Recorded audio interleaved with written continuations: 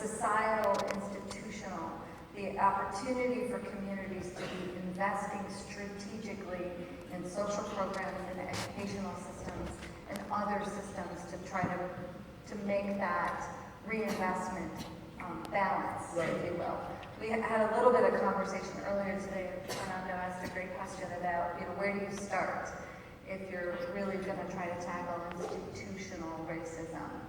And so we talked a little bit about education, and we talked a little bit about the Kalamazoo Promise. And I don't know if you want to talk more about where you start as a community, where education falls in that and other systems. Well, I think you guys have seeds up here, actually. That was also the last thing about it. I mean, it's not quite as radical as what I would do. But that's not a slight, man. No, it's not a slight. No, because, I'll tell you what I'm doing one second. I'll tell you. But I just want to make sure I'm not slighting anyone, because I think what's happening is actually quite, in and of itself, radical. I mean, to say, if you're in this school system and you graduate, you might as well get a college, you know. But that actually is, I think, a fairly radical step. But, see, I mean, I don't understand how, like, say, the state of Mississippi, which has a university system, rooted in Jim Crow, doesn't say that to every black person living in Mississippi. That we will pay for college for you because we funded you. I mean, it's just giving back. I think that would be actually a really, really good start. And across the country, we did that. We went to, now see, the thing is, like, people say, well, you can't really do that. You can't do it on the basis of skin color, but you're not doing it on the basis of skin color. You're doing it on the basis of an injury.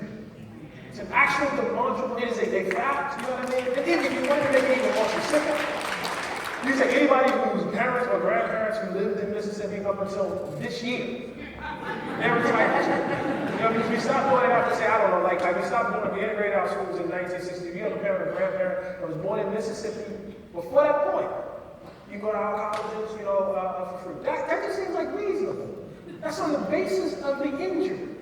If you're in Chicago, in my case of reparations story was rooted, and you can look at the redlining maps, which are there, easily accessible for any city, and you can match it up with the census.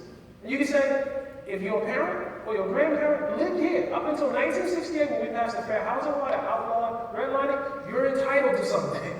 Because you are, because we can demonstrate the actual injury. And you can go down the line like this across the board. It's not that hard. It's not that hard. But we, for some reason, we think like this is like some sort of, radical pie in the sky thing. But we do that to talk ourselves out of actually doing what's right.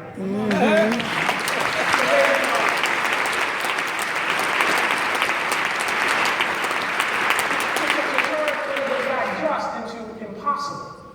To say, well, therefore, we're justified in doing nothing.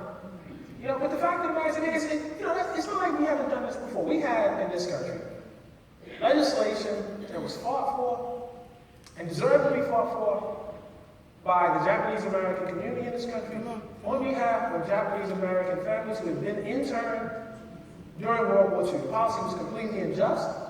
That community was flooded, and they deserved reparations. And they got it. But they didn't just send checks to random Japanese Americans. It was based on the injury.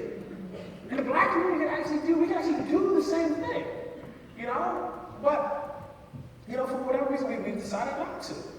So I think there's quite a bit that could be done. The question is, when we develop a will to do it. There's also a way in which even asking the question is a threat. But I don't think it is. I think not asking the question is a threat.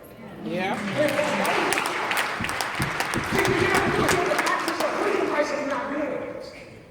You think like this, and and this is what I can't believe by the end of the story. There is no other way out. There is no way in which you, for 350 years, take from people. And then for about 50 years, kind of haphazardly said, all right, we're going to try to stop taking from you. Roll your eyes on the and then expect equality.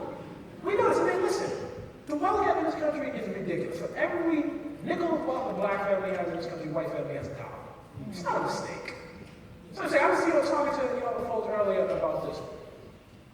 Black families in this country, they make $100,000 a year, a good bit of change. tend to live in the kind of neighborhoods, suffer the kind of violence, go to the kind of schools, live in the kind of school districts, white families that make $30,000 a year. It's not a mistake.